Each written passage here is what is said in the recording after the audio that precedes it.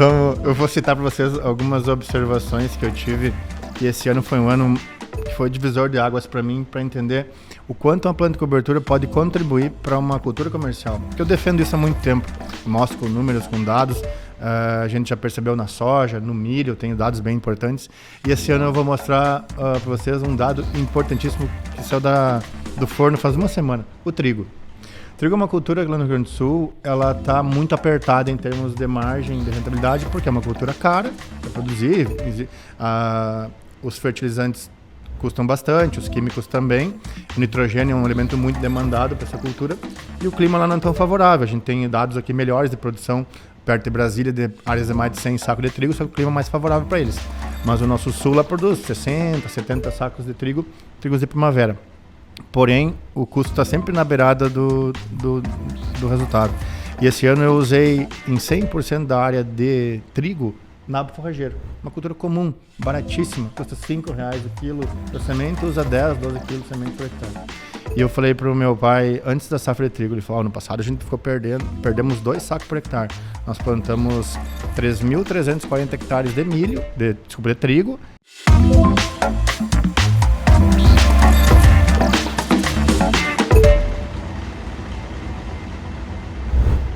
Olá, sejam muito bem-vindos e bem-vindas a mais um episódio do CultiveCast. O podcast vai conectar você ao futuro do agronegócio. Estou mais uma vez aqui, Josi Prado, e hoje muito bem acompanhada pelo Luiz Henrique Cassuia, pelo Rogério Inoi e o nosso convidado especial que eu vou apresentar daqui a pouco. Tudo bem, Cassuia, com você? Tudo bem, Josi. Obrigado aí, vamos estar juntos aí e vai ser um prazer enorme conversar. Estou conhecendo pessoalmente, já conheci muito pela a mídia, mas agora conhecer pessoalmente. Vai ser um prazer enorme conversar com o Maurício de Bortoli. Isso aí. E ele veio especialmente para participar do nosso evento aqui, que aconteceu no dia 11, né? Você está assistindo agora, o evento já passou. E foi no dia 11 em Luiz Eduardo Magalhães, falando sobre fisiologia vegetal, em parceria com a Fronte. Mas antes de apresentar o nosso convidado, eu gostaria de agradecer os nossos apoiadores, aqueles que permitem que esse podcast aconteça, que são eles, a Fibermax, a Orofino, a Biotrop e a Essere. Muito obrigada, pessoal. E se você quiser conhecer os outros apoiadores do Movimento Cultive Futuro, vai lá no nosso site também, cultivefuturo.com.br e acesse lá todas as informações. Certo? E agora, sem mais demora, vamos apresentar o nosso convidado especial aqui. Ele que é engenheiro agrônomo pela Universidade Federal de Santa Maria, tricampeão nacional em máxima produtividade da soja pelo SESB, diretor técnico da Sementes Aurora em Cruz Alta, no Rio Grande do Sul, e fundador da De Bortoli Agro Consultoria também na mesma cidade. Estamos falando com o Maurício De Bortoli. Tudo bem, Maurício, com você? Tudo bem, prazer estar aqui com vocês, imenso de participar desse podcast, de transferir conhecimento e contar um pouco das nossas experiências e histórias, né? Eu já tenho acompanhado esse podcast há tempos, o Luiz Eduardo me encaminhou o link para mim seguir lá vocês, e no meu Spotify está lá nos meus favoritos, e eu já revisei todos os podcasts passados, já tô com o conhecimento na ponta da língua. Ouvi também um pouco da história do Luiz Henrique, da família, de como começaram na atividade, e encontrei muitas semelhanças no nosso trabalho, né? E vai ser muito legal contar um pouco também da nossa história. E reencontrar um amigo aqui, né, o Rogério, que a gente já se conhece há bastante tempo, né? Na nossa profissão nos aproximou, a gente teve muita afinidade no conversar e no desenvolver também conhecimento, e é um prazer estar aqui com vocês hoje, além de contribuir, poder estar encontrando vocês pessoalmente. Maravilha, muito bom saber disso, né? O prazer é nosso de saber que tem um ouvinte aí tão importante. E, bom, a gente começou falando aqui também, né, que você já conhece a região, né, Maurício? Já teve a oportunidade de visitar aqui diversas fazendas, então, além de trazer essa visão lá do sul, que aqui na conversa vai contribuir, também tem esse conhecimento de anos aí da região. Então, para começar nosso podcast aqui, depois abrir, né, a conversa, gostaria que você começasse contando um pouco da sua história, como é que você veio parar aí, né, nessa área, e o que você tem aprendido aí demais, né? Legal. A gente vai ficando jovem há mais tempo, né? Porque ninguém fica velho. Eu acho que velhice está na cabeça das pessoas, assim, a gente vai ficando mais experiente. Mas eu vim parar na agricultura por vocação. Eu encontrei nessa profissão de engenheiro agrônomo uma realização realmente como pessoa, porque eu acompanhei muito no passado a atividade do meu pai no campo e eu enxerguei nessa atividade uma oportunidade de eu me desenvolver como profissional. O meu pai é agricultor nato, né? Ele não teve formação na área, mas o sonho dele era ter um filho engenheiro agrônomo. Então ele falou para mim, quando eu era criança: filho, meu sonho é que tu estude, se forme e seja um profissional da área para dar orgulho pro teu pai, para seguir o negócio que a família começou lá no passado, lá na década de 60, no Rio Grande do Sul. Meu avô, com muita força, com muita coragem, colocou toda a família a trabalhar na roça, mas toda a família mesmo. Eram 6 homens e 2 mulheres na família. As mulheres faziam o alimento, cozinhavam na sede da propriedade para os homens, e os homens tocavam o turno da noite. Naquela época no Sul era muito difícil, como aqui na Bahia tem muitas histórias, né, de abertura de área. Lá no Sul a gente abriu muito campo nativo, né? A área de onde eu venho, lá em Cruz Alta, a vegetação natural não era mata, não teve que derrubar cerrado, não teve que derrubar mata, e sim foi converter um campo nativo em lavoura. Só que esse trabalho era feito com pouco recurso, com poucas máquinas, com pouco dinheiro e muita vontade. Então nós tínhamos 6 funcionários que trabalhavam durante o dia e 6 durante a noite. E os 6 da noite eram meu pai e seus 5 irmãos. E eles contam até hoje que eles trabalhavam 24 horas por 7, né? 24 horas por dia e 7 dias por semana para converter os campos em lavoura. Naquela época o plantio convencional era a única tecnologia que se sabia para poder cultivar uma lavoura. E ela foi perdendo força ao longo dos anos, porque depois de uns 10, 12 anos de cultivo, ali pelo final da década de 70, início dos anos 80, precisamente 81, as propriedades foram uma das pioneiras a implantar o sistema plantio direto, para tentar diminuir o uso de máquinas, racionalizar a mão de obra e melhorar a resposta produtiva no solo, que é o nosso bem mais precioso, né? Então a nossa família foi se desenvolvendo em cima dos pilares do plantio direto, adaptando máquinas, né? Aprendendo um pouco sobre o manejo dessa tecnologia e tentando produzir mais grãos, né? Naquela época não se plantava soja ainda, tinha muito trigo na região, então o trigo era o cereal mais cultivado, também tinha muito milho. E a soja estava iniciando na década de 80, com cultivares adaptadas para a nossa região lá. E a gente foi desenvolvendo essa atividade, né? E hoje a família inteira trabalha na agricultura, né? É claro que a gente vai evoluindo, a gente está na 3ª geração. Eu sou o filho mais velho dessa família que começou na atividade, então eu sou responsável por abrir as portas para a nova geração entrar e mostrar os caminhos de trabalho, de respeito e de muita humildade, porque para trabalhar em família a gente tem que ter muito disso no nosso dia a dia. E é o que tem nos norteado até hoje. A gente trabalha junto e tem feito parte da nossa história de lá da década de 60, 70 até agora os anos 2000. E Maurício, você contou um pouco, você se formou agrônomo e daí você já foi direto para a lavoura ou você foi trabalhar fora antes? Como é que é o começo teu aí, profissional? Não, eu tinha um medo muito grande, porque a gente acompanha muitas histórias de famílias que tiveram dificuldade em aceitar a nova geração, as ideias, as inovações, o acesso a tecnologias diferentes, né? Geralmente as pessoas, quando elas estão acertando ou estão se desenvolvendo numa certa atividade, elas têm medo de ousar, de mudar. E isso era um medo que eu tinha, de vir para a empresa da família e talvez causar algum choque, trazer a mudança e não ser aceito. E eu percebi isso e falei com meu pai que eu ia me formar na faculdade, né? Ia trabalhar, ia para o mercado de trabalho, ia ocupar um espaço pro lado de lá da porteira, para desenvolver um pouco mais de experiência e aí sim trazer conhecimento agregado para a nossa atividade. E foi o que aconteceu, né? Durante a faculdade eu procurei estar muito perto de bons mestres. Nas épocas de período de férias eu não aproveitava para tirar férias, eu fazia estágio. Então eu aproveitei todos os 5 anos de faculdade, ao invés de festar nas férias, eu ia fazer estágio em fazendas, em lugares diferentes, em empresas, com consultorias, e fui aprendendo muito e fui pegando gosto. E quando eu saí da faculdade, eu tive uma honra de passar num programa de trainee de uma empresa multinacional que trabalhava com sementes, né, que foi o grupo DuPont Pioneer, né, que hoje é Corteva. Lá no Sul eles têm a parte de produção de sementes de milho híbrido, faziam os cruzamentos das linhagens, né? E essa parte é uma parte que usa muito agronomia, tem que ter muito conhecimento e usa muito tecnologia.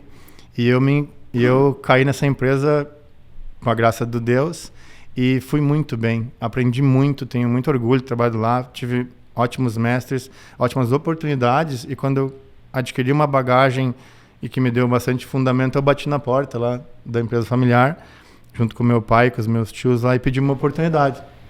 E eles... Quanto tempo depois já que você estava? Passaram quase 5 anos. 5 anos. Foram 5 safras que eu fiz aí de estrada no mercado privado. E eles me deram uma oportunidade, mas não pensa que foi fácil. É mais difícil ainda, né? É, porque trabalhar em empresa com vínculo familiar, a gente tem que ter 2 desafios, né? Ter ser um bom profissional e respeitar o lado sentimental, né? Lado do familiar. Mas me deram um espaço onde eu consegui começar um trabalho na parte técnica, né, o que eu me identifico. Comecei a montar campos de pesquisa na própria propriedade para desenvolver algumas tecnologias que eu acreditava muito, desde qualidade de sementes, de estimulação de plantas e na parte de irrigação, que era uma coisa que eu acreditava muito. Você começou um projeto de irrigação na família? Sim, o primeiro pivô da fazenda, quem instalou fui eu. Que legal. Né, eu falei para a família que como a gente mora numa região lá que os solos são muito arenosos lá e são de origem geológica pobre, são arenosa é quanto mais ou menos de argila? 25, 28 de argila. O Rio Grande do Sul em si... Para nós aqui é bastante. Já é argiloso. Você já fala que isso aí é um solo bom, né? Isso é o top das argilas lá do oeste da Bahia. Mas para te ver como o Brasil é distinto, né? Lá no sul, a origem dos solos lá, a maior parte deles no Planalto Gaúcho, solo de 50%, 60% de argila, né? Até regiões com 80%, pro lado de Santo Ângelo, que é parte das Missões. Mas a minha região, que é uma região de transição, já é do Planalto para a região central, ali baixa bastante a textura, e essa participação da areia faz com que o solo fique muito frágil, mais sensível à erosão e acumula menos água. E eu falei para minha família que a gente precisava investir numa tecnologia que nos garantisse a produtividade, porque apesar das secas serem cíclicas, as estiagens eram muito frequentes.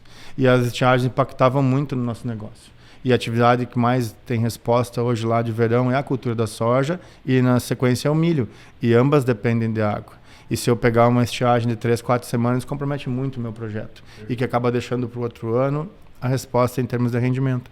Então eles aceitaram a ideia de a gente investir no primeiro pivô central, e desde então a gente já faz 20 anos que, como família, a gente empreende muito nessa área da irrigação, e também na sequência desse trabalho da inovação, de trazer um pouco de tecnologia. E como eu tinha vindo do ramo de sementes, nós também já tínhamos a empresa de sementes, mas ela era muito assim, incipiente, ela produzia 10 mil sacas de soja na época que eu entrei, em 2005, estava começando, né? A gente precisava melhorar. Então a gente começou a fazer parcerias novas com obtentores que vieram trazer mais tecnologia, com genéticas mais produtivas, e isso foi dando certo. E a gente foi crescendo, desenvolvendo nesses últimos 20 anos nesse trabalho. E legal, Maurício. E deixa eu te fazer, e nesse intervalo aí você se adaptou à família, que eu achei muito legal o seu começo de fala aí. Primeiro, você falar em humildade. Eu acho que nós, para podermos trabalhar, no meu caso com os filhos, você com teus pais, vindo agora a geração, nós temos que ter muita humildade para reconhecer aquilo que a gente sabe, mas principalmente aceitar aquilo que foi o teu pai que construiu tudo, os teus tios, né? Isso aí é legal, parabéns. E aí, Maurício, na tua história veio o SESB, né? Eu queria que você contasse um pouco, porque aqui a Josi anunciou você como tricampeão nacional do SESB. Isso não é para qualquer um. Então, primeiro, dizer a minha admiração pelo seu trabalho, agora conhecendo pessoalmente, melhor ainda pela sua humildade, e dizer que eu queria que você contasse um pouco. Sabe por quê? Nós temos muita coisa em comum, Rogério. Solo de 25% de argila. Aquilo é uma Bahia um pouco mais com temperatura menor, né, Caçuia? E tem uma similaridade muito grande entre o solo, né? Assim, lógico que o clima com ressalvas, mas as ondas de calor, as estiagens frequentes, o solo mais arenoso. Parecido, né? Conosco aqui, Rogério. Então uma conexão boa, né?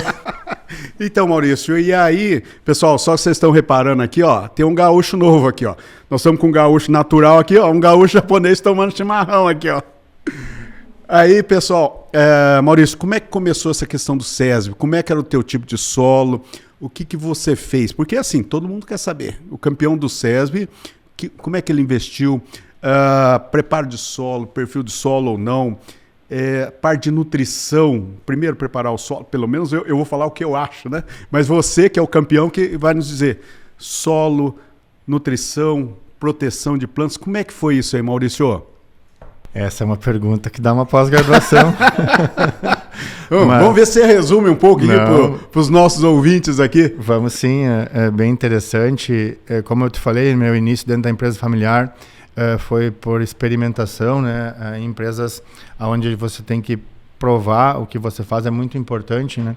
Então a gente sempre mediu e testou tudo dentro da fazenda.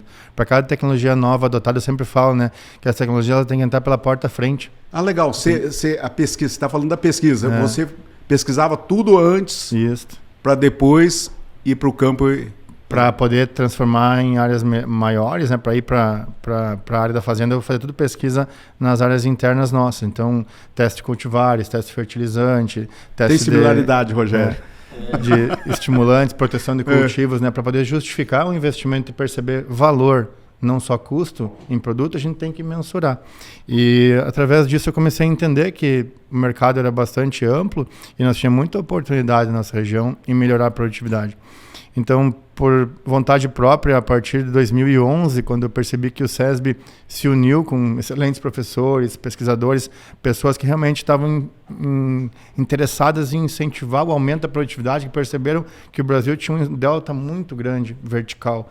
Nós tínhamos uma sede de crescer horizontalmente, de plantar mais área, mas muitas vezes você pode melhorar produzindo mais no próprio ambiente de produção. Você não precisa comprar mais área, arrendar e plantar mais campo. Você pode fazer no seu próprio campo.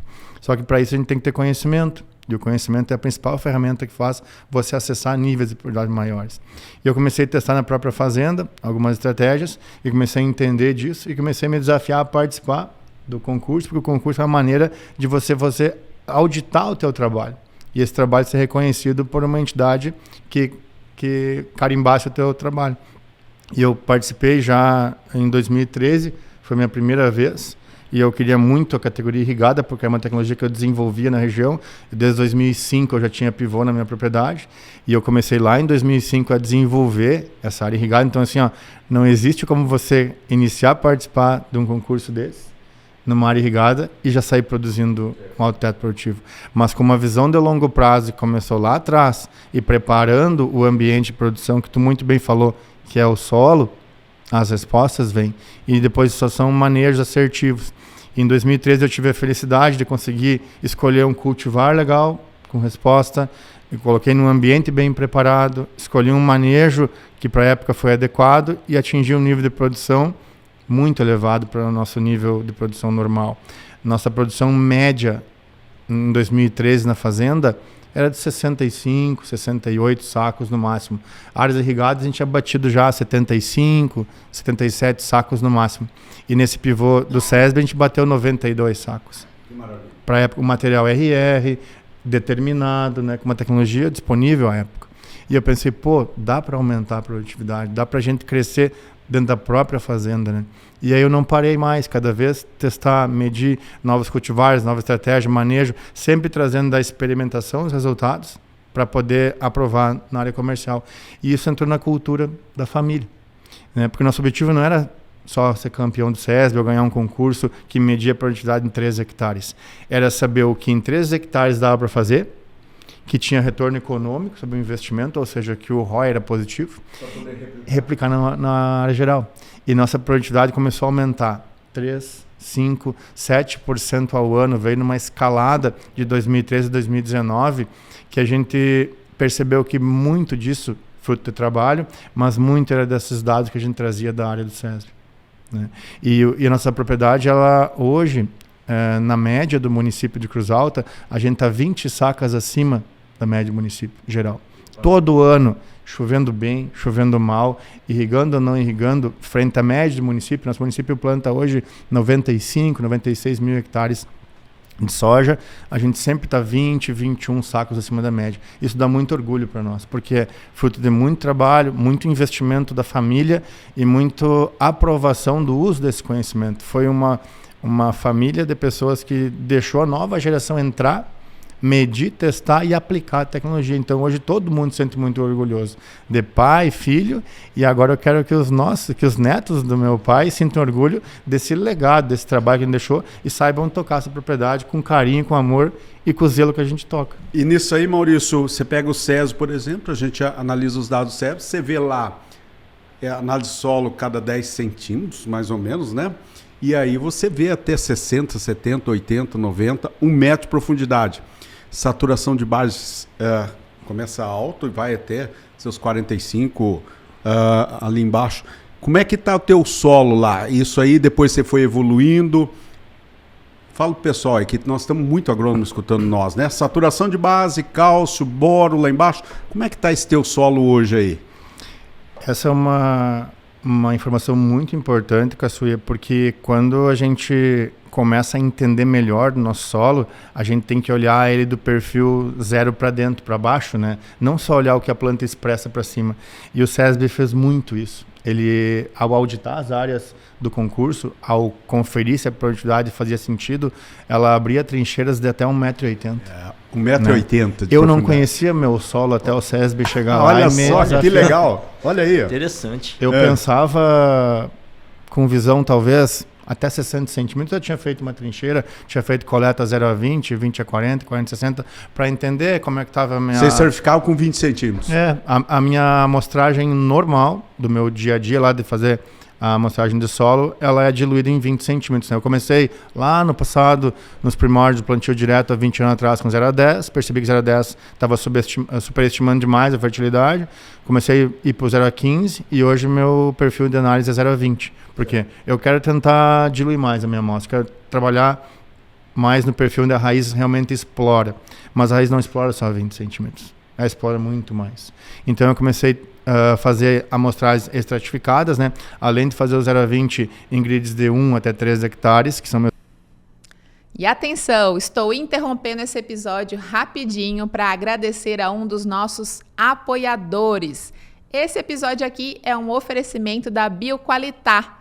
A Bioqualitá é referência em biosoluções sustentáveis para a agricultura, oferecendo produtos inovadores como bioestimulantes, biológicos, condicionadores de solo, mix de plantas de cobertura e adjuvantes. Com 7 anos de mercado, é pioneira em economia circular e agricultura regenerativa.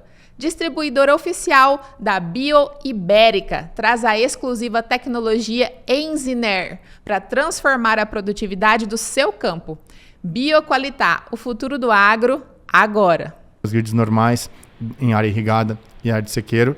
Eu comecei a fazer certificação a cada 30, 40 hectares, 20 a 40 e 40 a 60, ver como que estava a dinâmica de nutrientes no solo, como que estavam minhas frentes de alcalinização e como é que estava minha saturação nesse perfil. E entender se a planta aí encontrava condições de realmente crescer a raiz. Porque é onde praticamente então 80% das raízes são nessa camada, né, até 60 centímetros. Mas a planta não para aí.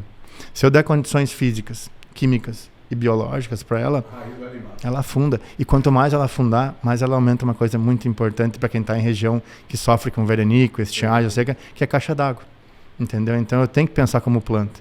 E ao receber uma visita do SESB, onde eles foram fazer uma auditoria da minha área e pedir para me escavar uma trincheira de 2 metros e coletar até 1,80 m aquele perfil para entender fertilidade e também as questões físicas e biológicas, eu percebi, como a gente tem que pensar com maior profundidade, né?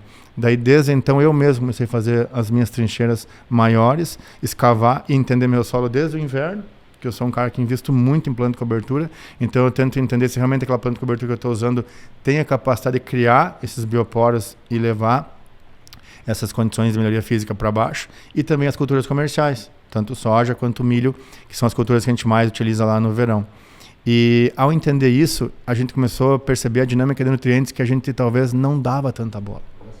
que a gente ouvia falar na faculdade ou que eu via em palestra, mas não tinha ele mensurado. Ou era muito visão míope de fazer a análise de solo de macro primária, achando que fazia adubação com NPK tu ia colher bastante, né? E o meu avô sempre falava, quer colher mais, bota mais adubo. Ele falava, eu disse, não, vô, não é a quantidade, é o equilíbrio.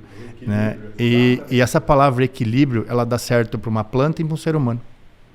Tudo na vida, quando a gente faz em equilíbrio, dá certo, né? E para as plantas também. E eu comecei a entender um pouco mais, a gente, através de muita ferramenta de AP, que foi por muito tempo condenada, disseram que era análise de rico, que só era para fazer gráfico bonito, para ver a tua lavoura em cores. Não, ali tinha muita informação. E eu comecei a isolar, então, essas informações de macro primários, onde a gente tinha níveis bons, e entender a importância dos macros secundários, e também a participação dos micronutrientes nesse trabalho, que a gente não dava muita atenção. E aí, nessas análises do SESB, a gente entendeu a participação deles nos perfis das camadas mais superiores e foi descendo em camadas mais inferiores, e entendendo a importância e a dinâmica de cada um deles para poder o quê? Manejar, usar uma fonte correta, a dose adequada e trabalhar isso no perfil ao longo do tempo. Porque hoje, para um produtor que está na região sul, restartar um solo, fazer perfil ou tentar converter isso rapidamente para baixo, fisicamente, através da ação de um implemento mecânico, é praticamente impossível, porque nessas regiões lá chove muito no inverno e pouco no verão. Eu tenho muito medo de arriscar de perder a camada mais nobre do meu solo por alguma erosão, né? A gente já abandonou os terraços há muito tempo. Então a gente tem tentado fazer com planta. A gente vai fazendo esse perfil, vai construindo ele, desde levar cálcio e magnésio para baixo, desde participar um pouco mais de enxofre, de melhorar os níveis de boro. A gente tem feito usando raiz de planta. Isso é legal. Você está falando primeiro, ó, vamos lá, rotação de culturas, eu acho que é fundamental. A gramíneas aí, você colocou no sistema, depois você podia citar quais são as gramíneas que você trabalha lá. Dinâmica de nutrientes, eu acho que isso é fantástico, né? Você falar um pouquinho do manejo do... Hoje está muito na moda a gente falar de manejo de nitrogênio no sistema, né? E também a importância desses micronutrientes, porque às vezes o produtor fala assim, usa tão pouco, mas será que ele vai dar resultado realmente? Nós temos visto que sim, mas eu queria ouvir a sua opinião para quem já tem buscado patamares muito altos de produtividade, Maurício. Certo. Lá em 2015, Caçuia, eu estava com a cabeça, parecia um trevo assim, de oportunidade, porque eram tantas empresas me trazendo ofertas de produtos, tecnologia, que pudessem aumentar a produtividade, que eu falei assim para eles, vamos parar. Eu vou, na minha área experimental, eu vou testar tudo isso e daqui 3 anos eu vou dar resposta para vocês. Por quê? Vinha um engenheiro agrônomo lá dizer, eu tenho um enxofre elementar que funciona melhor que o enxofre do fertilizante, dá tanto saco mais. Eu tenho um silício aqui que tu bota na tua lavoura, vai proteger tua planta, tua folha, vai dar menos doença, vai colher mais. Eu tenho aqui um boro, que o meu boro é orgânico, perde menos prolificação, vai colher mais. Eu, cara, mas era muita informação. Você vai colher 200 sacos? Eu vou colher 200 sacos, né? E todos eles tinham muita informação.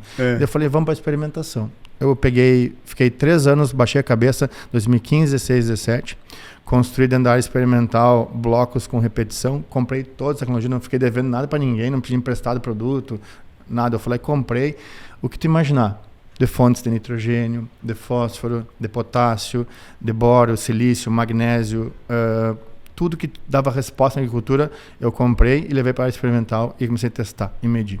Foram 110 parcelas, foram 440 repetições, 3 anos no mesmo lugar. Que legal. Onde a gente mediu até, por exemplo, assim, construir perfil de solo físico com calcário, em termos de jogar ele a lanço, enterrar ele com grade e jogar ele com aquele equipamento de escarificação que podia aplicar ele de forma pneumática em profundidade. Nós tínhamos todas essas ferramentas, porque era o que a agricultura tinha dúvida na época, então a gente foi testar.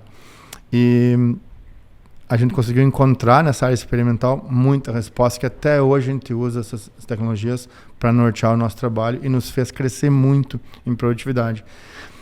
O elemento que eu mais fiquei chocado, que mais deu resposta em 110 tecnologias disponíveis no campo, foi um elemento que era o mais simples de todos, que era calcário. Quanto mais dose de calcário, quanto maior a dose que eu aumentava, quanto mais eu fornecesse cálcio e magnésio para o meu sistema, mais eu colhia soja. E nós tínhamos deixado o calcário por muito tempo, Caçuia. Nós tínhamos sonegado. Vocês não calcareavam?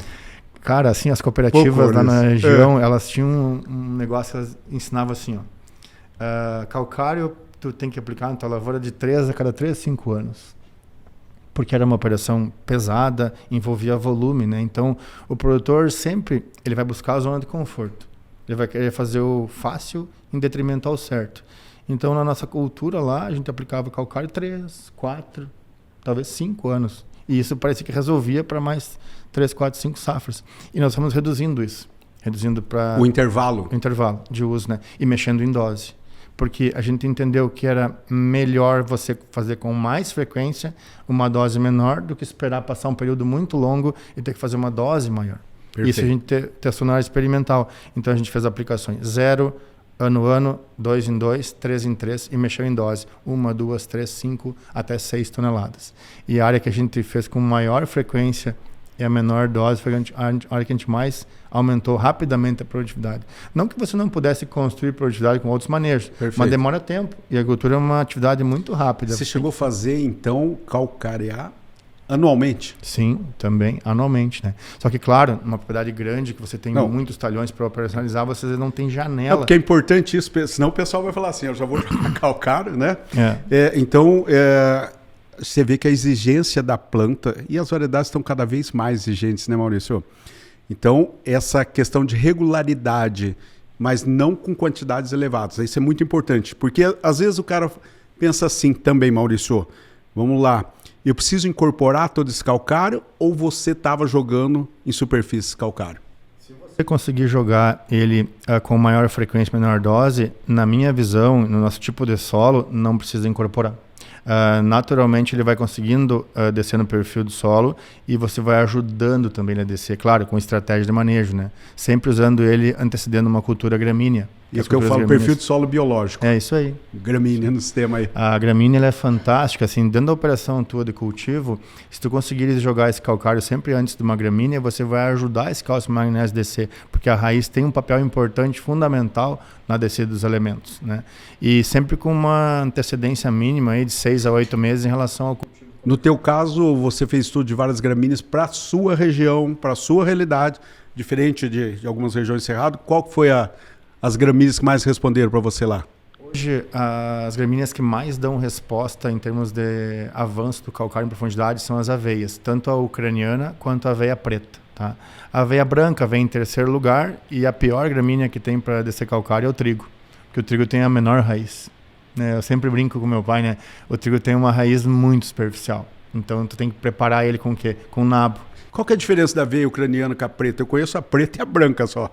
A aveia ucraniana é uma revolução. É? A aveia ucraniana é o milheto do inverno. Olha só. É impressionante. A capacidade que ela tem de produzir fitomassa em parte aérea é gigante.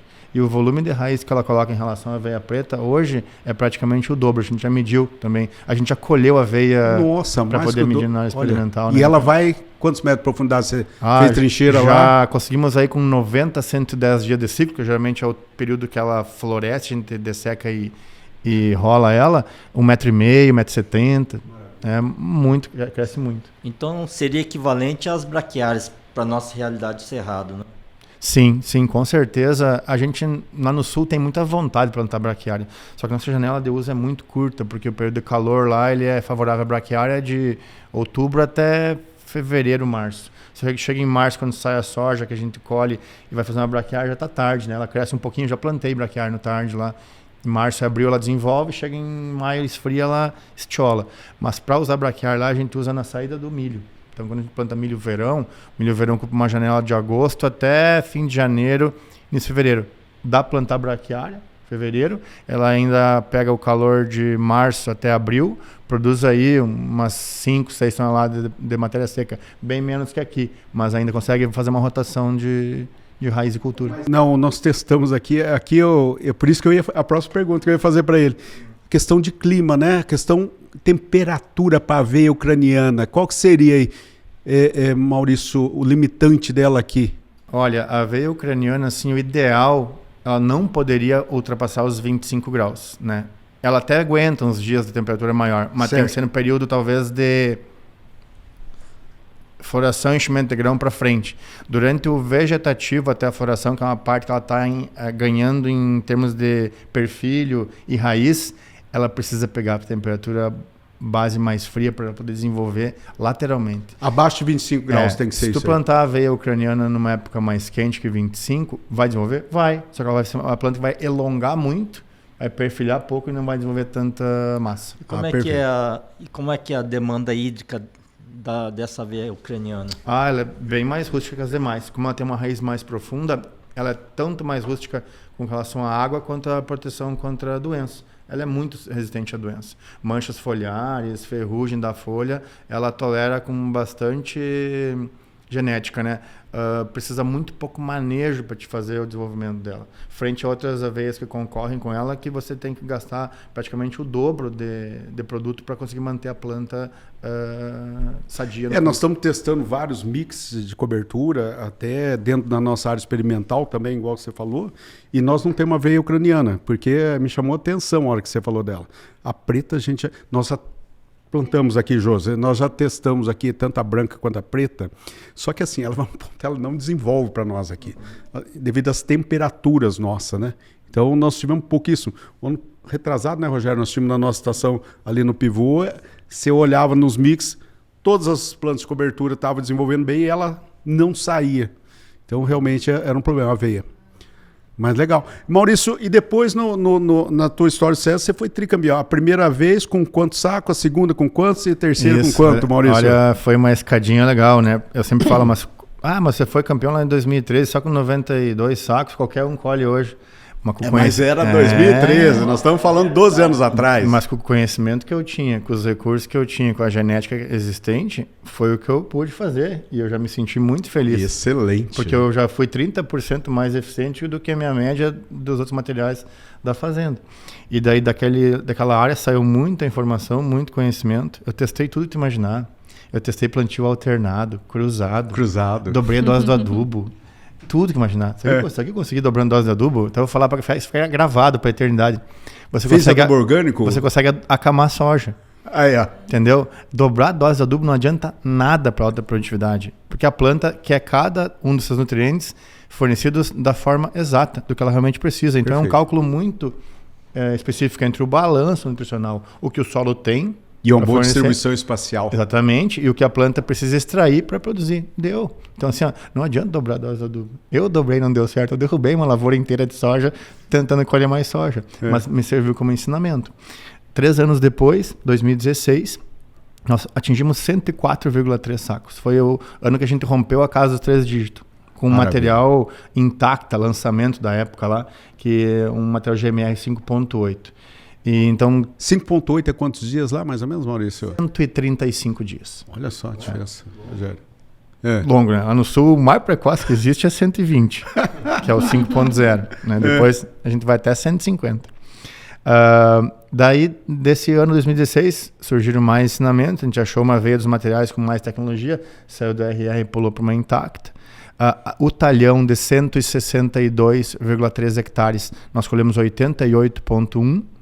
Então, assim, para nós foi muito bom fechar uma média alta no talhão. Perfeito. E no desafio do SESB, que eram 3,2 hectares, 104. A gente pegou muita informação dali, fomos investindo, melhoramos solo, perfil, uso de biológico, nutrição, análise de solo. E 3 anos depois, em 2019, a gente atingiu 123,9. Nossa, que número espetacular. Cara, esse ano assim, eu chorei. Foi o dia que eu mais chorei na minha vida. Quando me ligaram do SESI para dizer que eu tinha ganho o concurso nacional, eu tava vindo de fora, fazendo sozinho. Eu vinha chorando, assim, porque eu pensei, meu Deus, valeu tudo a pena. Os meus dias de frio, de calor, de poeira, de comer terra, de me arrastar no barro, de regular a plantadeira, de botar toda aquela, sabe? Porque não foi uma coisa só que deu esse resultado. Foi muita visão de longo prazo, foi muito trabalho, foi muito conhecimento, foi a família aceitar, comprar o desafio, foi aprovar as tecnologias e confiar numa pessoa, porque eles confiaram em mim. Se eles não tivessem confiado, a gente não tinha chegado no resultado. E chegar nesse número foi muito legal, porque a gente atingiu um dado nacional, foi o único ano no SESB, todos os anos de história, que o campeão nacional foi o campeão irrigado, porque existia um certo receio que o campeão irrigado nunca conseguia bater o campeão nacional, porque porque a irrigação é uma ferramenta de aumento de produtividade, mas se você fizer mau uso da irrigação, ela é negativa. Exatamente. E eu aprendi muito a usar a irrigação, a racionalizar o uso dela nas fases da cultura da soja. É muito importante também. E a média do pivô, que era um pivô de 120 hectares, um pivô grande para a região, deu 107,1. Então, assim, ó, até eu nunca vou esquecer esse dia, porque a gente vai marcando na memória da gente. O nosso chefe do armazém me ligava, né? A gente reservou um silo de 8.000 sacas para 120 hectares, que era um material muito bom, que a gente ia colher para semente, era o BMX Zeus, que era o material intacto da época. E ele falou, não, vou reservar um silo de 8.000 sacos, beleza. Eu comecei a colher de manhã a lavoura, umas 11 horas, e fui colhendo. E era umas 5 da tarde, ele falou, deu? E eu falei, como assim? Não terminou essa lavoura? Não terminou, faltam uns 30 hectares. Não, já deu aqui, não cabe mais nada no silo. Pode arrumar outro lugar. Eu falei, porque vai ainda mais umas 5, 6 carretas até o final do dia. Então, assim, ó, a lavoura, ela era incrível. As máquinas andavam 500 metros dentro do pivô, abriam o cano e descarregavam. Os meus funcionários passando rádio, meu Deus, Maurício, parece milho.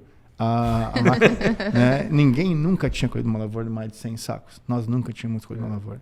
E só que foi um trabalho, assim, ó, resultado de muito manejo. E aquilo ensinou muita coisa pra gente. Tanto que em 2021 a gente ficou em segundo lugar no Brasil.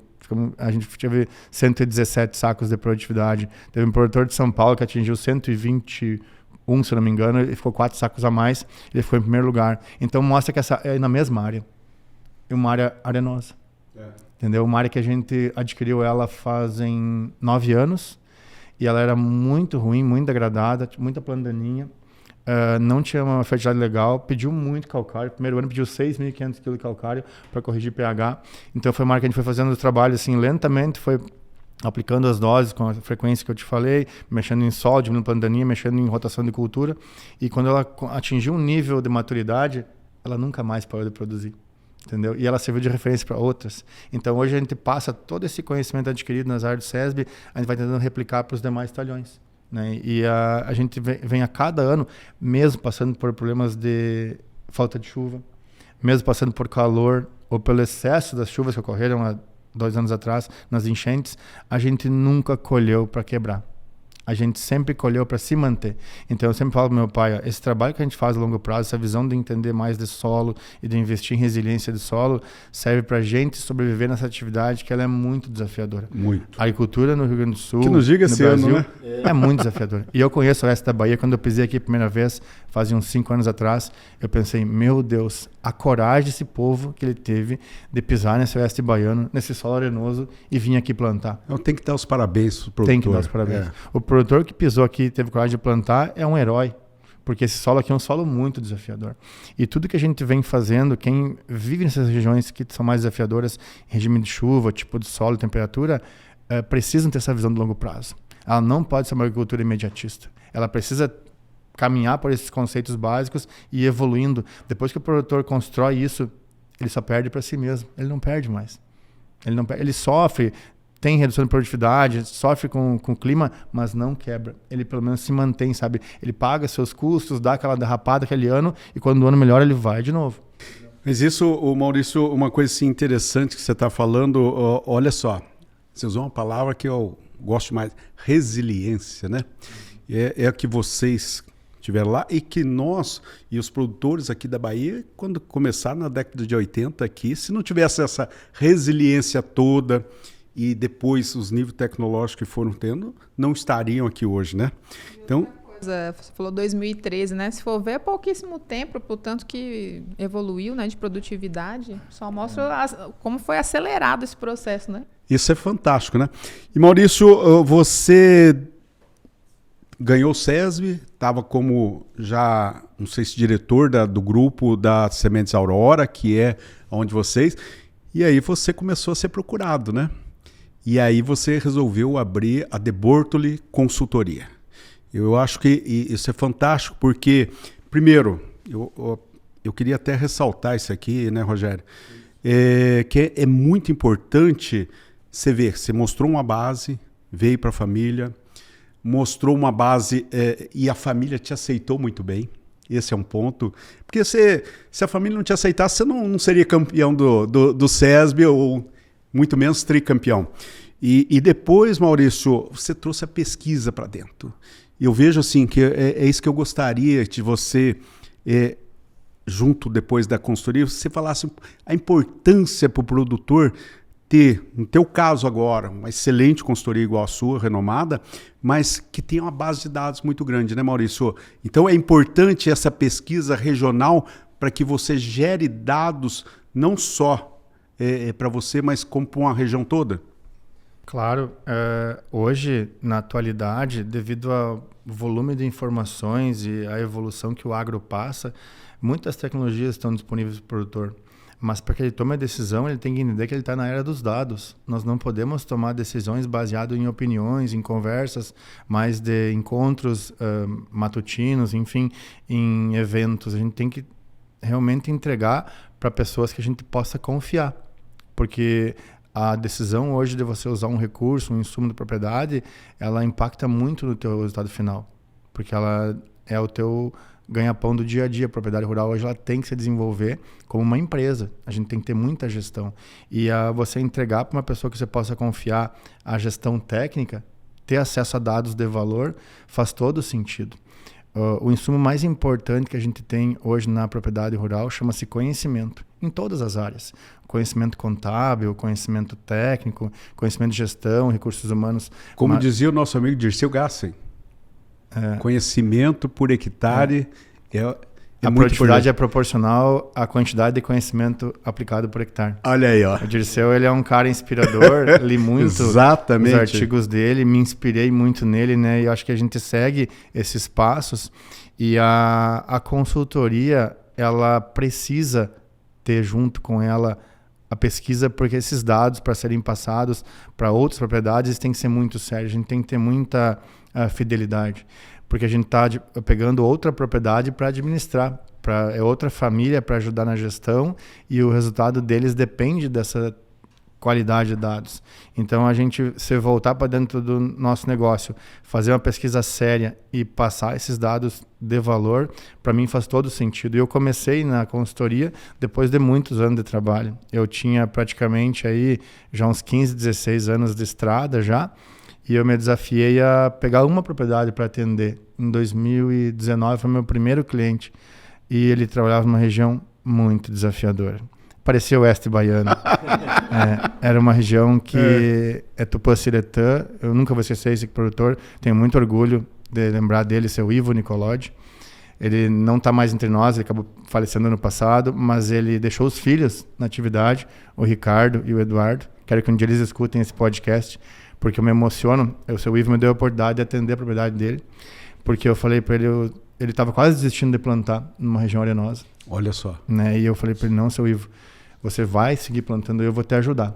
Eu vou vir todo sábado aqui na tua propriedade e vou te atender. Porque eu atendia a propriedade da família, a propriedade grande, não tinha tempo para visitar o seu Ivo, não tinha estrutura, não tinha equipe, não tinha nada. Eu tinha os meus sábados livres, né? Sim. E eu, durante 3 anos, eu fiquei todo sábado atendendo ele, visitando a propriedade, mudando manejo, introduzindo a rotação de cultura, planta de cobertura, mudando a fertilização dele, manejando melhor o calcário, mexendo no inverno, no verão, e ele foi começando a produzir mais, se estruturando numa região muito desafiadora, uns solos de 18%, 20% de argila, uma região bem arenosa, e ele, com muito orgulho, depois de 3 anos, ele passou da casa dos 70 sacos de soja.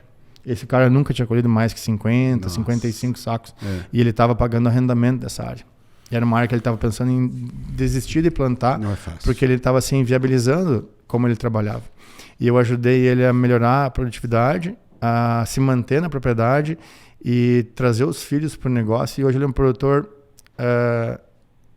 financeiramente equilibrado, mudou toda a cultura da propriedade. Para te ter uma ideia, esse ano a gente importou aqui do Cerrado semente de crotalária para a área dele, porque ele tem um talhão perto da sede, que é um talhão que tem muito nematóide. E a gente já tem feito um trabalho bastante sério em cima do uso de biológicos e nematicidas químicos, mas ele não está contente com o resultado, não está entregando curto prazo. Ele quer dar uma ciclada. E como ele está muito bem financeiramente, ele escolheu um talhão perto da sede, vai plantar crotalária esse ano no verão, para tentar dar um choque de realidade nessa área. Depois a gente vai plantar uma outra cultura gramínea na sequência da crotalária, vai fazer o inverno para depois voltar a soja só no próximo verão. Então vê o nível de equilíbrio que ele chegou de informação e conhecimento, da confiança no trabalho, de mudar. É isso que eu ia falar, confiança no seu trabalho para que Olha, mudar toda a mentalidade que ele vinha lá atrás, que ele nunca tinha ouvido falar, por exemplo, em crotalária, né? Eu também lembro agora, depois que a gente vai evoluindo na consultoria, a gente foi crescendo, hoje eu tenho bastante propriedades, eu peguei um produtor muito difícil para atender. Esse ano é um produtor que tem já 11 pivôs na fazenda, planta uma área bem grande para o Rio Grande do Sul, né, uma área de 2.000 hectares, e ele me desafiou, disse bem assim, eu quero te contratar para te vir aqui, para te me fazer colher mais de 100 sacos, porque colher 80 eu sei colher. E um produtor muito tecnificado, com conhecimento, com tecnologia disponível. Eu falei, tá bom, vamos lá, eu vou tentar fazer. E eu atendo ele faz 2 safras, estou indo para a terceira agora. Essa safra que passou, depois a gente fez uns manejos, mudou lá um pouco também do manejo dele. Ele bateu 10º lugar no Brasil, do SESB. Ele ficou com 116,5 esse ano. Puxa vida. Um ano muito desafiador. Mas muito desafiador. Ele fechou a média na fazenda em 2.000 hectares, 83,5. Né? Ele nunca tinha passado 100 sacos e ele está muito orgulhoso também. E eu mais ainda, porque estava apertando que não ia conseguir. Porque era um desafio pessoal, né? Entregar em outras propriedades um resultado. E eu fiquei muito feliz porque ele se desafiou. E ele me confiou em mim para levar um pouco do conhecimento e mudar o conceito da fazenda dele.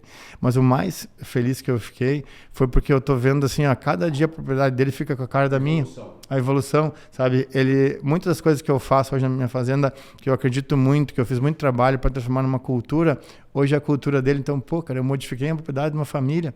Eles estão usando rolo faca, fazendo mix cobertura, estão enterrando nitrogênio antes do milho. Tudo são coisas que eu comecei a fazer teste na minha fazenda e entender que fazia sentido para o meu negócio. Hoje eu vejo outras fazendas fazendo, sabe? Realizando esse trabalho.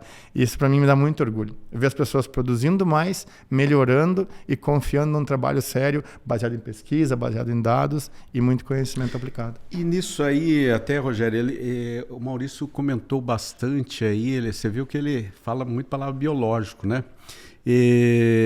Como é que está a integração sua hoje nessa área de químicos com biológico para as culturas que vocês têm lá no Rio Grande do Sul?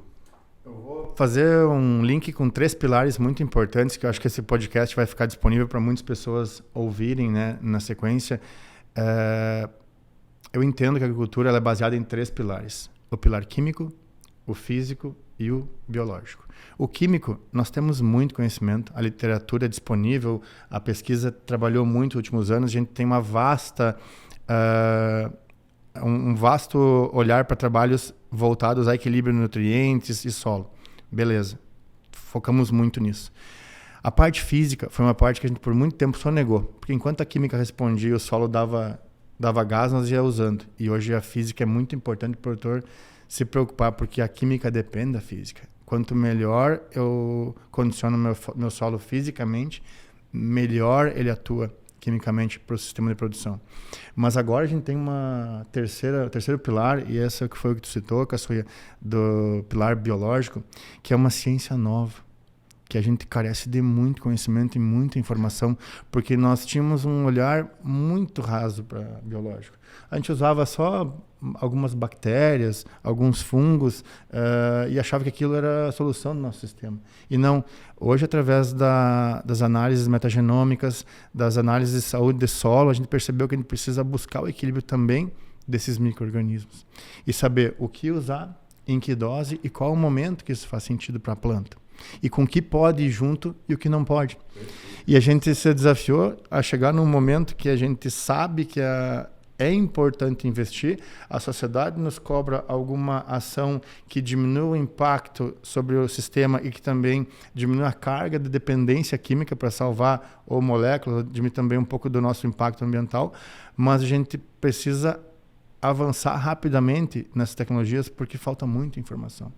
E eu comecei desde 2018, Caçuia, na minha área experimental, a pesquisar o uso de biológicos e até hoje eu estou testando e medindo essas estratégias. E vejo assim que procuro muito evento de biológico, feiras, participei esse ano do BioSummit, também que é o maior evento biológico do Brasil, porque eu estou atrás da informação. E cada vez que eu vou atrás, eu percebo também que a ciência precisa estudar e passar mais informação para os técnicos. Hoje a indústria alimenta muito o agro sobre o uso de biológicos, mas cabe a nós, técnicos, pesquisar, acessar esses dados para conseguir utilizar melhor os biológicos e transformar isso em uma geração de valor. Eu estou usando muito biológico no sulco de semeadura, porque eu acredito muito que é importante. Já fiz muitas alterações nos últimos anos em termos dessas minhas receitas. E estou já usando também para controle de inseto praga, biológico na aplicação em área foliar, e também biofungicidas. Isso é legal, Maurício, você estava falando aí. Nós tivemos recentemente, né, Josi e Rogério, um podcast com o Rafael Assis, que é nosso fitopatologista. Ele é responsável pelo núcleo de fitopatologia dentro da empresa nossa, junto com a área de biológico. Só para você ter, vou te dar uns dados aqui, Rogério. Eu peguei isso hoje. Nós estamos com 326 tratamentos só para soja na área de fitopatologia. Isso só de químicos. E de biológicos nós temos mais de 100, aonde que nós... Então, se você juntar os dois, dá biofungicidas, dá 426. Aí você multiplica por 4 parcelas cada um. Nós estamos 1.426, são 1.500 parcelas só para pesquisa. Então, a importância da pesquisa nessa hora, né, para a gente fazer. Então, Rogério, uma coisa assim que o Jonas Guerra falava para nós, né? Algodão são 150 lições, só que uma por ano. O que ele falava na grande sabedoria dele? Que a gente está sempre aprendendo.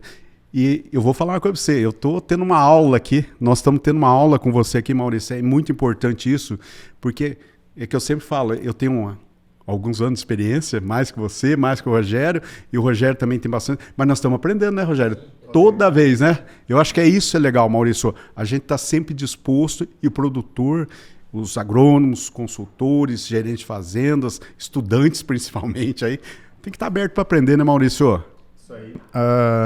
Já que o assunto é o tema biológicos, né? Tu falou das áreas de ensaio que vocês estão fazendo para se desafiar, entender mais sobre as tecnologias. A gente esse ano lá, para nos deixar mais seguro no uso de bionematicida, por exemplo, a gente instalou um experimento com 40 tipos de tratamento diferentes de bionematicida para entender qual que melhor pode entregar uma condição para a raiz da soja produzir em áreas onde tem. Então a gente foi lá e isolou uma área com problema de nematóide e instalamos experimento em cima da área. Inoculantes, né? Associação de brade com azos, brade azos mais bacilos ou algum outro micro-organismo. A gente fez um trabalho com repetição lá, com 14 tratamentos diferentes, associando a brade, para ver o que vai junto com esse cara que realmente faz sentido ou não. E o ensaio que eu achei que era o que mais ia dar certo, que foi o que eu escolhi, que eu escolhi os micro-organismos por potencial, tipo, botei lá o Sávio, Romário e Edmundo, sabe? Foi igual o ataque do Flamengo. Foi igual aquela vez do Flamengo. Não eu foi. Peguei os 3 craques e botei junto, pensei, aqui vai explodir. Foi um dos piores tratamentos. Então, assim, a gente não pode se enganar, não pode acreditar só no poder isolado de cada um. Tem que ver como é que eles agem sinergicamente, né, no solo. A combinação perfeita, né?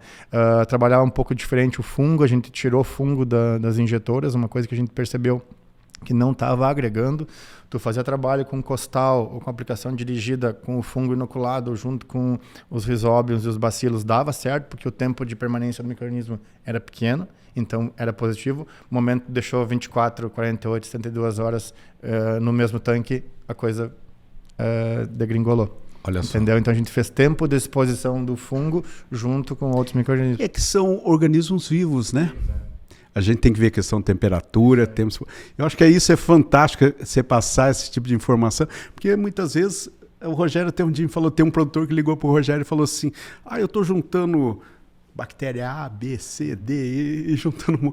Nem sempre 1 mais 1 é 2, essa história toda, né, Rogério? A área dele acamava todo ano, né? Aí um dia ele me perguntou, me expôs a preocupação, né? E daí eu perguntei... A pergunta que eu fiz para ele foi bem assim, Maurício. Você tem biofábrica? Tem. Quanto é que você está usando de cada um? Não, estou usando 3 litros disso, 4 litros daquilo, 5 litros daquilo ali, depois eu aplico por cima, depois eu... Né? Enfim. Aí eu falei, você não acha que você está exagerando? Porque nem sempre 1 mais 1 é 2, né? Muito mais se tratando de biológicos, né? Agora, uma coisa que eu queria perguntar, e assim, é uma admiração que eu tenho por você, né? Está relacionado com essa integração, essa visão entre químico, físico, biológico, né? Durante toda a trajetória aí, né? Então você deixou muito claro isso, que você sempre procurou integrar. Como é que é mostrar isso, né, para a tua família? Né? Provar para eles, né, e você provou, né, que o caminho é esse. Esse foi um trabalho que eu iniciei lá em 2010, que eu nunca vou esquecer, quando a família... Primeiro eu fiquei de 2006, 2010, de auxiliar do agrônomo do meu pai. Eles tinham muita confiança no agrônomo deles, né? Um cara que tinha anos de estrada, então eles me botaram do ladinho dele. Eu era tipo sombra, né? Eu andava sempre do lado do cara, acompanhando atividades. Mas daí eu fui pegando confiança, eles foram respeitando o meu trabalho com bastante humildade. Eles me deram uma área para eu tocar. Daí eu comecei a fazer meus trabalhos com planta de cobertura. Eu falei, olha, não adianta a gente ficar só nas monoculturas, que as monoculturas não vão dar a diversidade que o solo precisa. A gente precisa resgatar alguns pilares antigos do plantio direto, que eu não inventei nada, não inventei roda nenhuma. Eu só trouxe o conhecimento que já existia para a prática, usar mesmo. E eles foram aceitando, então vamos fazer o trabalho. Daí eu comecei a criar nossos próprios mix de planta lá, com 2, 3 espécies que à época eram disponíveis, mas eu não pensei só em usar planta de cobertura. A gente começou a estudar as fontes dos fertilizantes que a gente usava. E eu falo isso para muita gente, que o Rio Grande do Sul não destravou a produtividade por muitos anos porque seguiu usando adubo de Pedro Álvares Cabral. Né? Pedro Álvares Cabral, quando descobriu o Brasil, inventou o 2-20-20, e até hoje tem produtor que usa 2-20-20. Ele só aumenta a dose, 5 sacos, 6 sacos, 7 sacos, alguns falam em quilo. E minha família só usava macronutriente primário, não usava macro secundário nem micronutriente. Tanto que nossos mapas de fertilidade, eles eram verde, do ponto de vista de macro primário, tu virava as páginas para os macro secundários. Tudo vermelho. Tudo vermelho. Interessante, né, Caçoeira, que isso aí cabe muito na Bahia, porque isso aí também era um reflexo daqui, tem muito gaúcho aqui na região ainda, né? A nossa região foi construída pela cultura gaúcha, né, e paranaense também. E hoje a gente tem um desafio, né, que é o fósforo muito alto, em algumas áreas, né, assim, não todas, né, mas em grandes extensões a gente tem um fósforo muito alto. Por quê? Porque lá na abertura o produtor sempre falava assim, não, tem que botar fósforo. Calcário ele nem sempre colocava também, né? Isso é algo mais recente, né, que de uns 15, 20 anos talvez para cá que tem se intensificado, né? Que pra gente é um curto período, né? Mas é muito interessante esse ponto aí da questão do equilíbrio e das fontes, né? Porque hoje a gente sente esse reflexo aqui também, né?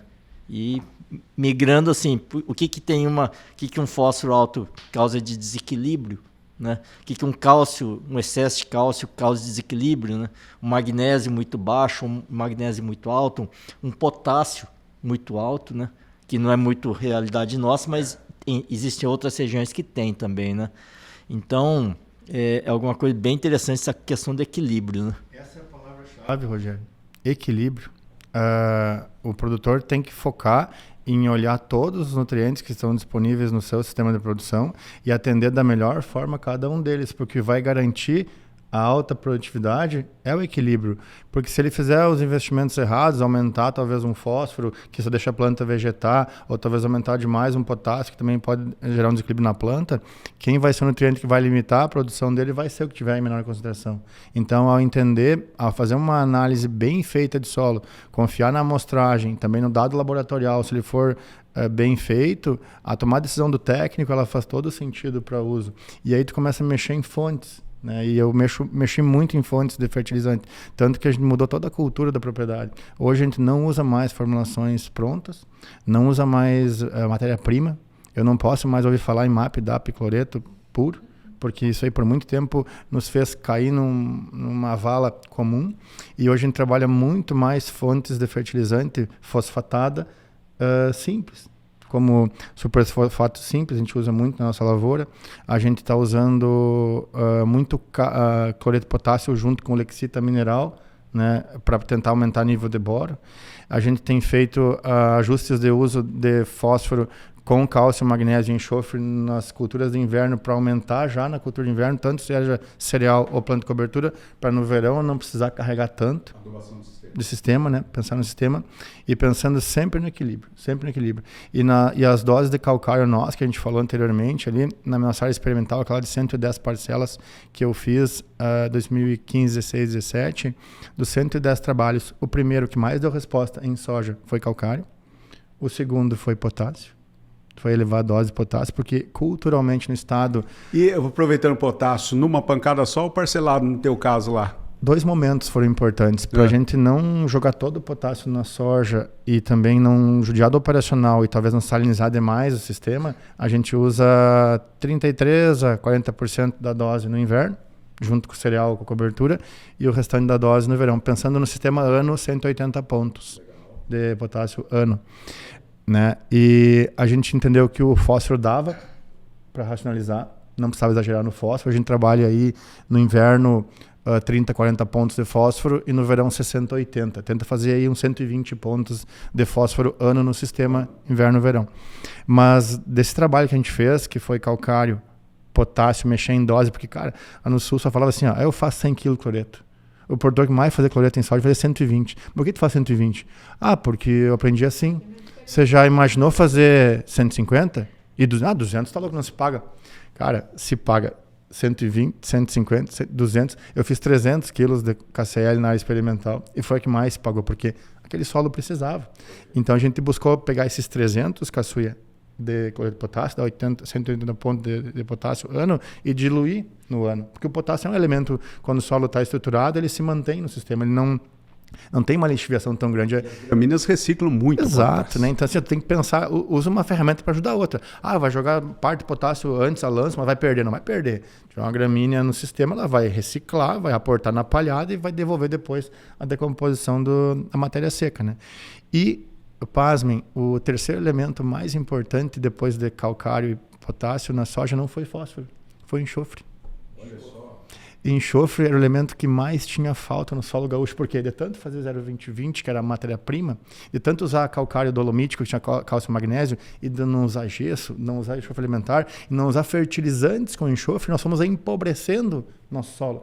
Dei uma soja hoje para produzir 100 sacos de soja, que tem que ter 15 a 20 miligramas de enxofre por decímetro cúbico de solo, nós tínhamos 6, 8. Nós tínhamos menos da metade. Então, como é que eu ia produzir? Eu só sonhava em produzir soja, mas o meu solo não tinha condições.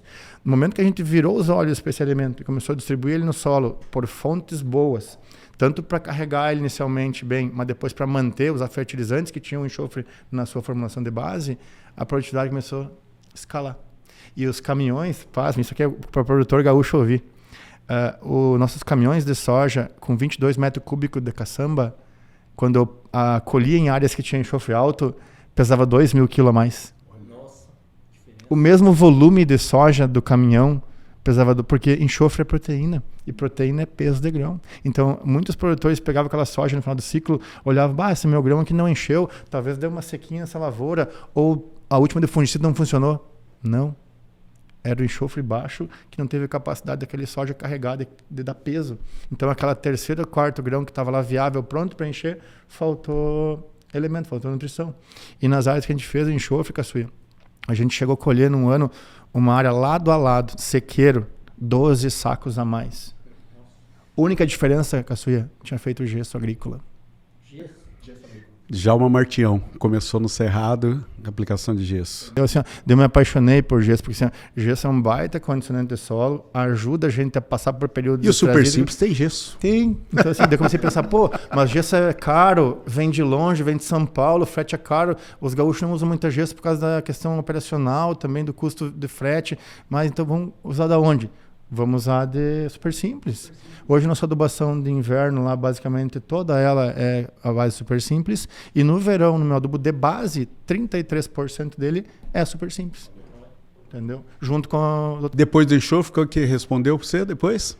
Depois do enxofre, o quarto elemento foi boro. Boro, olha aí. Cara, boro. Sempre o boro, por isso que eu fiz a pergunta. Boro aí, Maurício. Boro, assim, boro hoje para nós A gente tenta atender a planta de diversas formas. Eu estava falando com a Josi, vinha falando no carro com ela.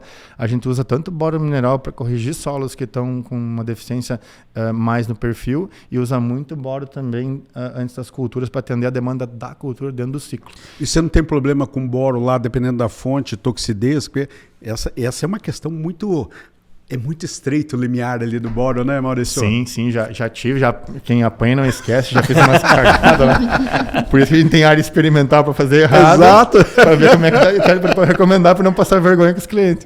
Mas eu branqueei lavoura minha de milho, tive problema com soja também, por às vezes errar a dose, momento, né? Então hoje a gente é bem mais racional. Tenta distribuir esse boro aí tanto no período de inverno, que é um período que chove um pouco melhor, que ele solubiliza no solo, mas também se vai aplicar na cultura da soja, aplica sempre antes de entrar o cultivo. Maurício, uma coisa assim que eu tenho tentado implementar nas fazendas, assim, nos clientes, é a questão de você adubar a nossa cultura de cobertura também, né? A gente está tendo uma segunda safra, né? Pelo menos umas iniciativas de segunda safra aqui com sorgo. E assim, ao longo dos 10 anos, 15 anos que a gente lida com sorgo, dos últimos 3, 4 anos o pessoal vem investindo em adubação na segunda safra, né? E você tocou num ponto muito interessante em relação a adubar a cultura de cobertura, né? Nossa janela aqui da gente é muito estreita para isso. Só que a braquiária, por exemplo, né, que é a nossa realidade, né, ela tem um poder de resposta tanto a fertilizantes, né, as adubações químicas, inclusive a biológicos, né? E você tem um trabalho bem bacana em termos de plantas de cobertura, né? E pensando nas plantas de cobertura, elas te agregam o quanto, assim, tanto em termos de reciclagem como em termos de benefícios, né, de formação de perfil, né? Quanto que você tem ideia assim de que ela agrega no teu resultado final? Eu trouxe bastante informação, vou passar amanhã na minha apresentação. Olha só, olha só. O workshop vai estar gravado, Josi, vai também? Vai estar gravado, inclusive é um recado que eu vou passar aí no final, né? Tá. Então quem quiser ter acesso aí a esse olha segredo... Aí, ó. Olha a dica aí. O Rogério já tá querendo antecipar aí. Tá querendo... Batendo a carteira. Tá batendo a carteira já, Rogério? Não, mas eu vou citar para vocês algumas observações que eu tive, e esse ano foi um ano que foi divisor de águas para mim, para entender o quanto uma planta de cobertura pode contribuir para uma cultura comercial. Porque eu defendo isso há muito tempo, mostro com números, com dados, a gente já percebeu na soja, no milho, eu tenho dados bem importantes, e esse ano eu vou mostrar para vocês um dado importantíssimo que saiu do forno faz uma semana, o trigo. O trigo é uma cultura que lá no Rio Grande do Sul, ela está muito apertada em termos de margem de rentabilidade, porque é uma cultura cara para produzir, os fertilizantes custam bastante, os químicos também. O nitrogênio é um elemento muito demandado para essa cultura. E o clima lá não é tão favorável. A gente tem dados aqui melhores de produção perto de Brasília, de áreas de mais de 100 sacos de trigo, só que o clima é mais favorável para eles. Mas o nosso sul lá produz 60, 70 sacos de trigo, trigos de primavera. Porém, o custo está sempre na beirada do resultado. E esse ano eu usei em 100% da área de trigo nabo forrageiro. Uma cultura comum, baratíssima, custa R$5 o quilo da semente, usa 10, 12 quilos de semente por hectare. E eu falei para o meu pai, antes da safra de trigo, ele falou, no passado a gente ficou perdemos 2 sacos por hectare. Nós plantamos 3.340 hectares de milho, de trigo, colhemos 52 sacos de média e gastamos 54. Como é que a gente faz aí? Né? Eu falei, esse ano eu vou fazer uma lavoura na agronomia e vou usar as plantas de cobertura para nós ganhar dinheiro. Eu semeei toda a área onde foi trigo com nabo forrageiro, deixei nabo 60, 70 dias, formou uma massa de 5 a 6 toneladas, mas massa de nabo. Dessequei, rolei ele verde, plantei o trigo em cima, uma tecnologia boa, adubação, um 330-0, que é um fertilizante que vai superfosfato simples com MAP-S, né, dá bem bom de equilíbrio de cálcio e enxofre, além de fósforo e um pouquinho de nitrogênio, e coloquei 200 kg de sulfato de amônio, mais 42 pontos de N em cobertura. E não botei mais nenhum ponto de N. Sendo que bons produtores gaúchos usam de 90 a 110 pontos de N para atingir 60, 70 sacos. Nós colhemos, semana passada, fechamos a lavoura, 3.500 hectares de trigo, 62,8 sacos nesse ano. Não foi um ano muito fácil também. Só que com 48 pontos de nitrogênio, ou seja, a metade dos 90, 110 que normalmente eu usava, eu produzia o mesmo que eu produzia outros anos. Quem que me ajudou a produzir? O nabo.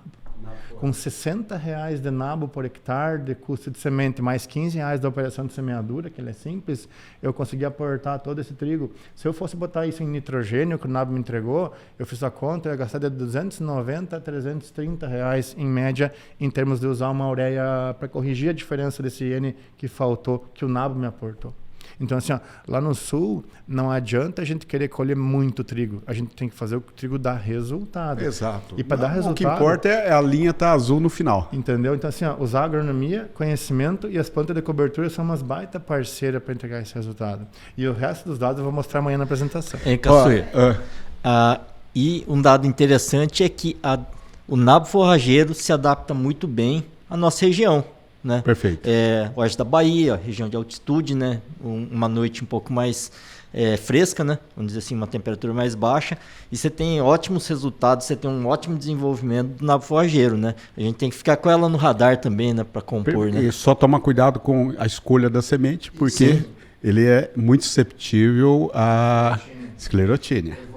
Já, porque nesse podcast vai ter um monte de produtor depois batendo cabeça. Esse louco tá recomendando botar nabo, vai me encher a lavoura de mofo branco. Calma, vamos lá. O Caçuia falou uma parte muito importante. Escolher a origem da semente, geralmente comprar uma semente de um produtor bom, de uma região quente, que não tenha favorabilidade para a semente já vir com esclerotínia, ter certeza que não tem o fungo inoculado. E uma estratégia legal que eu tenho usado já há anos, eu estou usando no plantar minha semente de nabo, e o trigo, eu uso o tricoderma grafitado. Entendeu? Já junto com a semente eu aplico o tricoderma. Pô, eu já vou estar colocando o fungo próximo, que ele é o que canibaliza a esclerotínia. Então, se o inóculo surgir, o fungo já está próximo dele. Então, eu vou mantendo o meu solo sempre com o tricoderma. Eu já aplico tanto no nabo, eu trato a semente com fluazinã, planto o nabo e boto tricoderma, e depois, quando vem com trigo na sequência, nessa plantio em cobertura, eu já uso também tricoderma na semente de trigo. E eu sempre uso, depois do nabo, gramínea. Nunca uso leguminosa. Perfeito. Eu não crio a ponte favorável. Não criar então, a ponte. A esclerotínia é um problema? Sim. Mas você tem que saber criar estratégias para não transformar ela no teu problema. Exato. Pegar o benefício dela. Ela é muito importante. Então, os benefícios do nabo são muito maiores que os prejuízos que eles podem trazer. Perfeito. Não ache bengala para se escorar. Tá certo. Benefício. Josi, se deixar aqui, nós vamos ter que fazer um novo podcast com o Maurício aqui, Vamos ter que trazer ele aqui novamente. Eu vou fazer o papel da chata aqui, porque o papo tá muito bom. Mas, infelizmente, a gente está caminhando para o final do episódio. A gente também tem que deixar o nosso convidado descansar aí, porque amanhã vai ser o dia inteiro. E vocês também, né, Caçuia? Você vai estar lá também. O Rogério também vai participar. Então, só para finalizar, só para... Porque você falou de dados, né? Só citar assim rapidamente, falou de agricultura de precisão, quais são as tecnologias que você usa lá na propriedade, assim, mais de destaque, só para a gente fechar o episódio e depois a gente vai para as palavras finais. Depois de trabalhar nesses últimos 20 anos em agricultura, acredito muito que a principal tecnologia que a gente desenvolve na nossa propriedade, e eu acredito muito que os produtores devem pensar, é na preservação do solo. Nosso bem mais precioso que a gente tem hoje para obter resultado é o solo. A intensificação de culturas gera resultados de curto prazo, alimenta talvez o caixa ou o ego da propriedade. Porém, os resultados mais consistentes vêm no longo prazo. Quanto mais tu trabalha no teu solo, quanto mais tu investe, preserva e beneficia ele, mais resultado tu tem consistentes de longo prazo. Eu sou um cara que fugi do imediatismo, porque eu vi que no nosso ambiente de produção lá, isso começou a não dar resposta. E eu falo isso de fonte segura porque eu já testei. Eu comecei na irrigação em 2005, eu queria fazer safrinha. Milho, soja. Durante 8 anos eu criei uma curva de subida da minha produtividade, ela estabilizou, depois criei uma inflexão. Ontem eu estava no evento em São Paulo, vendo dados de 17 anos de pesquisa da Exalc, mostrando testes, Caçuia, de sistemas de produção repetidos, sem rotação, já com dado negativo. E eu vejo muito produtor hoje pensando em produzir 2 safras no mesmo verão, porque tem que ganhar dinheiro, tem que pagar, tem que fazer caixa. Cuidado. Isso talvez possa ser solução para prazos curtos. Curto prazo, mas não tem sustentabilidade a longo prazo, porque na sequência das culturas consecutivas e a falta de rotação e a falta de uso de cobertura, você começa a selecionar plantas daninhas, doenças de solo e pragas que te dificultam o manejo, que te impactam muito em custo e te baixo resultado. Então, na agricultura, a gente tem que pensar assim em se manter na atividade e buscar alternativas que venham a preservar melhor nossos solos e nós buscar mais produtividade ao longo dos anos. Ter mais sustentabilidade. Ainda mais em regiões como a gente divide muito da mesma opinião, regiões desafiadoras, que precisam ter muito mais resiliência de solo do que buscar tanto esses tetos produtivos mais elevados. Então, vamos preservar o nosso solo, vamos deixar ele cada vez melhor para que aqueles que aqui venham nos substituir depois que a gente partir tenham orgulho de dizer, aqui esteve alguém que fez um bem e me deixou um grande legado. Acho que considero essas suas palavras finais, né? Porque já deixou um recado bonito aí para quem está ouvindo. Caçuia, Rogério, alguma palavra? Eu só gostaria de agradecer. Para mim foi uma satisfação enorme participar desse podcast, conhecer o Maurício de Bortoli pessoalmente e pelo aprendizado de hoje. Eu acho que é isso que nós temos na vida. Você falou muito em legado, é isso que nós levamos, né? O conhecimento não é só você ter para si, é repassar para as pessoas. Eu acho que é isso. Nós, como agrônomos, nós, como consultores, é repassar para que a agricultura e o produtor estejam sempre bem. É isso que nós... Parabéns pela sua contribuição, não só pela... o Estado do Rio Grande do Sul, mas pela sua contribuição nacional. Bom, como a gente se conhece há algum tempo, né, Maurício? Eu tenho uma admiração grande pela sua pessoa, pelo seu legado que você tem deixado, né? Assim, e vai fazer muito ainda pela nossa agricultura. E assim, de novo, né? A Bahia está aqui de portas abertas, né? E a gente tem um clima bem... uma condição bem semelhante com a tua região lá de Cruz Alta, né? Eu conheço um pouco daquilo ali também. E a única coisa que nos difere é o inverno, né? E um pouquinho mais de chuva, né? Os outros desafios são muito parecidos, né? Então, a gente está aqui de braços abertos, portas abertas aí para que você venha também trazer o seu conhecimento, né? Para a gente trocar experiência, porque a vida da gente é isso, né? É uma eterna troca de experiências e compartilhamento de informações, né? Mas, de novo, muito obrigado por ter vindo, né? É um prazer imenso revê-lo, né?